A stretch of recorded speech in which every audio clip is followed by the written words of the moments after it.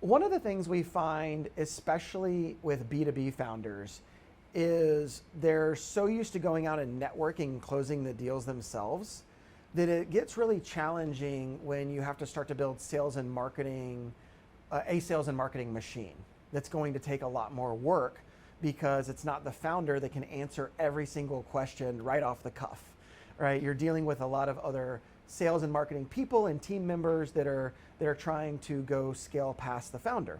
What we often put into place is something we call demand generation. Demand generation, the concept around this is if you think about a B2B purchase, you most likely are not going to catch somebody right when they need that service. That's why things like outbound calling are such high volume and low return, is you're literally calling all of your target audience, trying to get them on the phone and hoping they need your service right now. The concept of demand generation is where you have to stay in front of them in perpetuity so that when they have the challenge you solve, they think of you. So how is that modeled?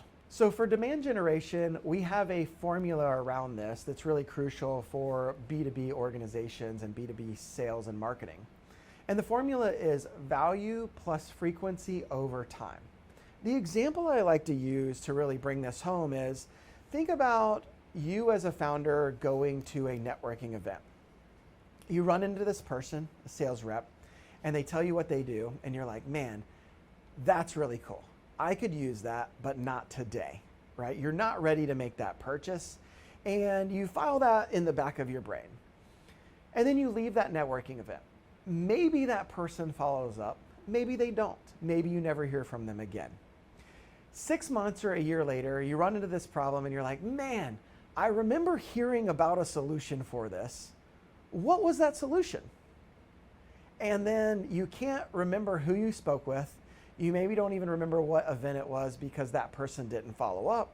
So you go ask for referrals, do a Google search, and find a solution. What really happened? That sales rep didn't employ the value plus frequency over time model. If that rep would have consistently followed up after the networking event, invited you to other events, invited you to speaking events, and provided other value frequently enough over that year, then they would have been the first person you thought of when you had that problem. And that's really the essence of a B2B sale. It's relationship building. And when you build the relationships, that person or that buyer thinks of you when the problem arises.